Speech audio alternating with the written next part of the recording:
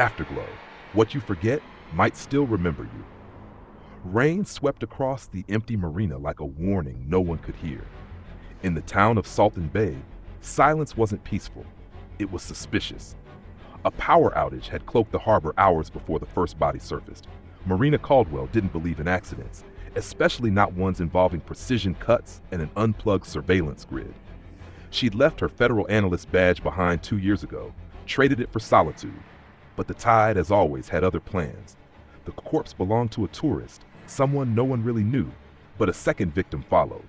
Then a third, different ages, backgrounds, no apparent connection. Each dumped near water, each killed with military-level precision. Local police started barking up the wrong tree with random suspects. Marina knew better. This was targeted, and the method? Too familiar.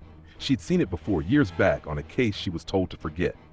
She started digging, not just into the files the sheriff's office barely scratched the surface of, but into her own sealed memories. The deeper she went, the more the town's quiet facade peeled away. A tech lab buried beneath a fire-damaged observatory, retired veterans with altered discharge papers, and one name that kept resurfacing in redacted documents, Lars Rourke. Rourke had died in a training exercise. At least that's what the record claimed. But Marina had seen his photo on the dock 5 hours before the first killing. Either someone was impersonating a ghost or someone had been paid to fake his death. To cut to the chase, the man who was supposed to be ashes in a veteran's urn had a new lease on life, and apparently a list to settle. The mayor called in state agents. They in turn made a mess, went over the top and shut Marina out. But it was already too late. She'd found the device.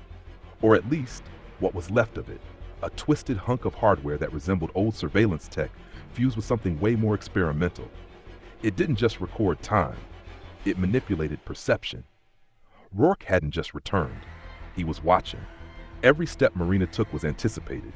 Her calls rerouted, her cabin ransacked. She was being dragged back into a war she'd left behind. One that hadn't been fought with bullets, but with vision, misdirection, and mind games. She needed to get her bearings fast. Because while the law followed breadcrumbs, Rourke played with entire narratives. In the quiet hour before dawn, she found herself face to face with a man no one believed still existed. He'd aged, but not in the way she expected. There was calculation behind his eyes, but also fatigue. He laid bare his motive without flinching. Revenge not for what was done to him, but for the life erased in the process. He'd been buried by his own agency. Now he was digging their grave. They sat across from each other in a warehouse full of motion sensors and buried shame. She could have ended it there. He wanted her to. But something didn't add up. Too much precision. Too many pieces perfectly timed. Rourke wasn't alone. He was being used, a pawn in a game he didn't design. Someone else had laid the land, fed him targets, used his vendetta to cover a deeper agenda. Marina traced the money trail, a dummy fund, a shell company, a nest egg stored in the Caymans feeding a private contractor no one had ever heard of, until she connected them to federal appropriations hidden in emergency response budgets. Whoever had orchestrated this was operating under radar, using Rourke as both weapon and distraction. She called it in, this time to someone she trusted.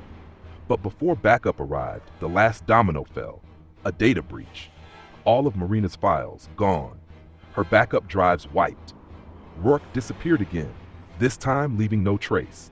A staged accident, a burned boat, and a coroner's report that conveniently forgot dental records.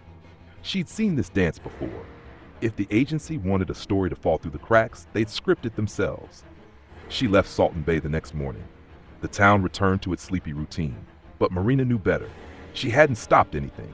She'd only nipped it in the bud. Whatever had started this was bigger, wider, and still moving. She'd have to roll with the punches now, gather what she could, and wait for the next trigger. Before locking the last box in her car, she found a note. No envelope, just her name and a sentence. They only let you scratch the surface. Dig deeper and you won't like what you find. The handwriting wasn't Rourke's. It was the director's. She drove until the coastline was gone and the signals faded. Somewhere out there, someone was watching. And maybe this time, they'd spill the beans. Or maybe they'd bury her story just like they buried his. Either way, she was ready. It always came down to the wire.